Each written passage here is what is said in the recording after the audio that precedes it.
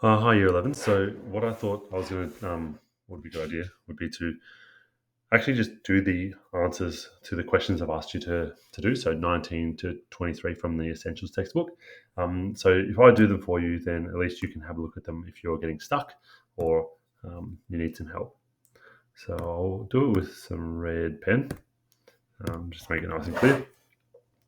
So, for question 19, um, we're given some information here. So it says silver nitrate, which is AgNO3, is useful in the cauterization of wounds and ulcerations, as well as the removal of warts. Aqueous solutions, which means dissolved in water, of silver nitrate are also useful in analytical chemistry for the determination of halides and cyanides. It's not really important with that information. It's just trying to give you some background for why we're looking at this chemical. The important bit here is in A, it says calculate the number of moles present in 0.9 grams of AgNO3 or silver nitrate. So what you need to know is we have, let's see if I can actually let me draw. Yeah, there we go, good. So the number of moles of AgNO3 is equal to the mass over the molar mass. So we've done this before. And in this case, the mass is 0.9 grams, and the molar mass of AgNO3 is the molar mass of silver, which is 107.87, plus the molar mass of nitrogen, which is around 14, plus the molar mass of oxygen times 3, so it'll be 16 times 3. So to work this out, we'll just use a calculator to add them all together. I think we did this in class anyway, but I'll do it again. 107.87 plus 14 plus 16 plus 16 plus 16 is 169.87 grams per mole. Oh, actually, sorry. My bad. So that's the number at the bottom. So it'll be 0.9 divided by that.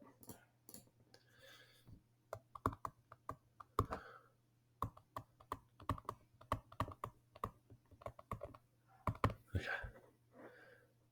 So let's just put that in the calculator again. 0.9 divided by 169.87 is 0.005, 0053 moles. Now, if we go down to the next question, determine the concentration of solution if this sample of silver nitrate is dissolved in 250 milliliters of distilled water. So in this case here, we want the concentration is equal to the number of moles divided by the volume, which will be 0.0053 moles divided by the volume, which is 250 mils. Now we need to remember that we need to convert this into liters. So we have this number here. So we take our number from before, which is 0.0053, divide that by 0.25, and we get 0.021. That is in moles per litre. So we have moles here and per litre here. So we need to convert this into grams per litre. And we need to remember that converting to grams per litre, if we go up to here, we need to go from moles per litre to grams per litre. We need to times by the molar mass. So it'll be this number from before. That is equal to that times by the molar mass. This being our mass concentration, and this being our molar concentration, which is equal to 0.021 0.021 moles per litre times by 169.87 grams per mole.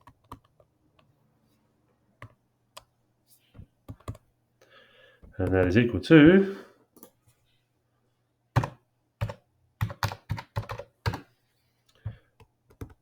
3.6 grams per litre. Now, let's just have a quick look. Yep, that's about right. Now, it says the solution produced is said to be dilute. explain what is meant by this term. Now, the word dilute means that our solution is diluted. So it means that, so I'll just write here, dilute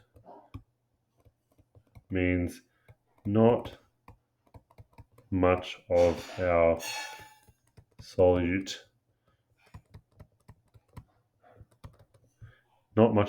dissolved in the water.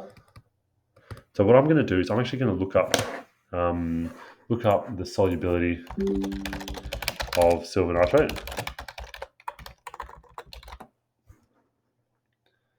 And it says, I'm just scrolling through on another page. It says that the solubility is equal to, well, in water, that's a lot. So we have around 2,560 grams per litre. So as you can see, you can dissolve up to 2,560 grams in a litre of water at 25 degrees Celsius, which means our 3.6, we can pretty well consider that to be diluted. So there's not much of it.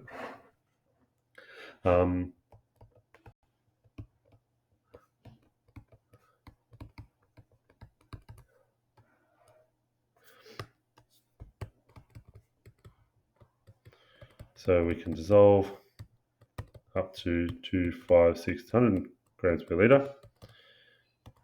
Our solution is dilute.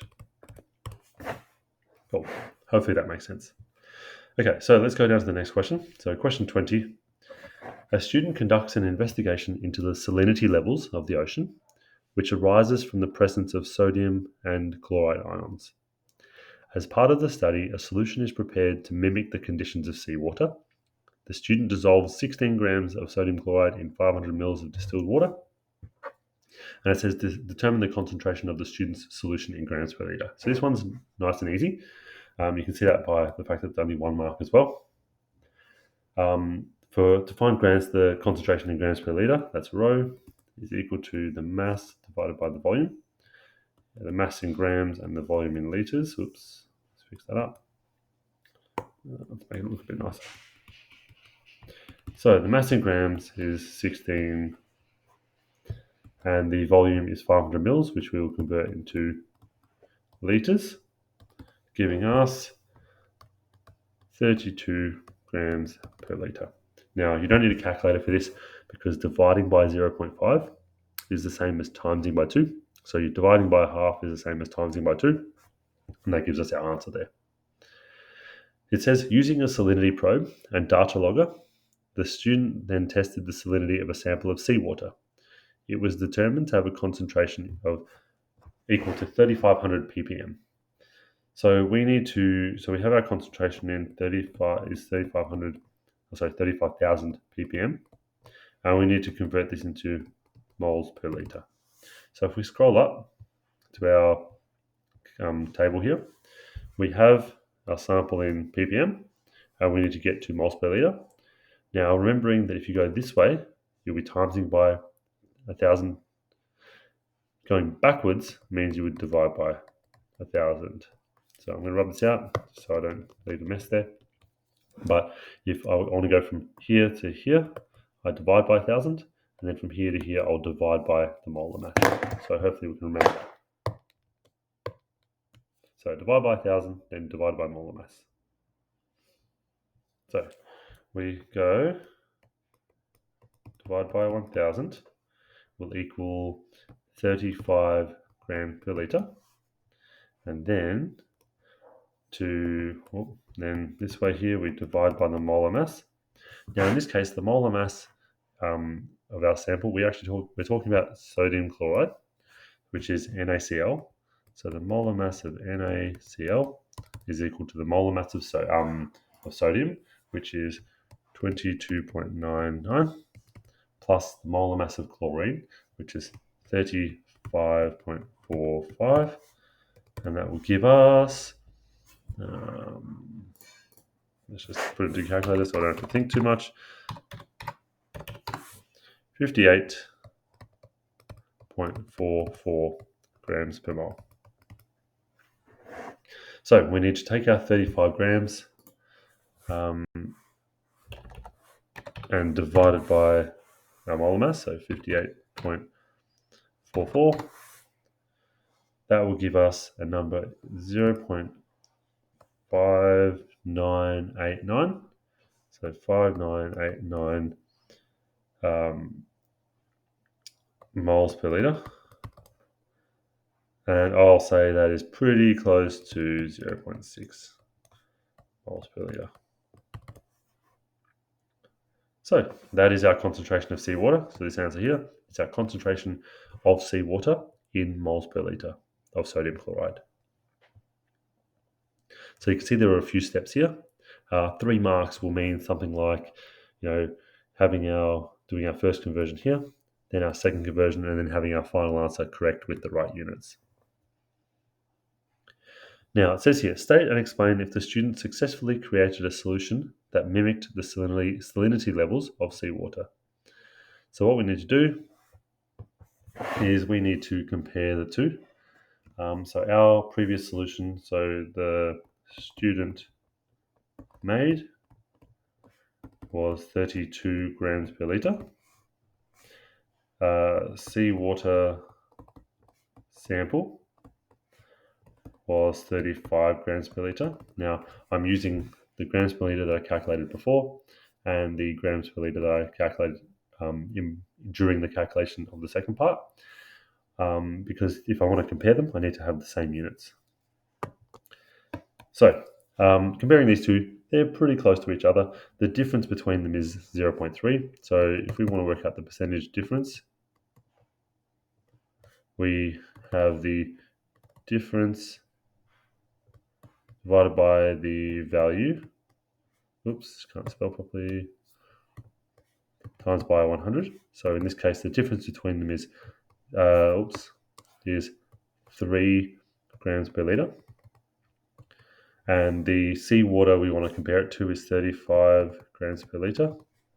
Times by 100 is about 8%. So it's about 8% off. Now, talking to a student about this question, it prompted me to look up the variation in seawater salinity. And we had, we've got a whole bunch of different values in grams per litre. Where are we? Let's have a look at it. So I'm just having a look at a website, and I'm pretty sure, so it generally ranges from, average is about 35, but it goes from 33 to 38. So typically 33 to 38, which is a pretty big range. Our student made one is a little bit outside that, but it's pretty close. So not a big deal, but it's up to you. Either way, this here shows us that we've compared the two.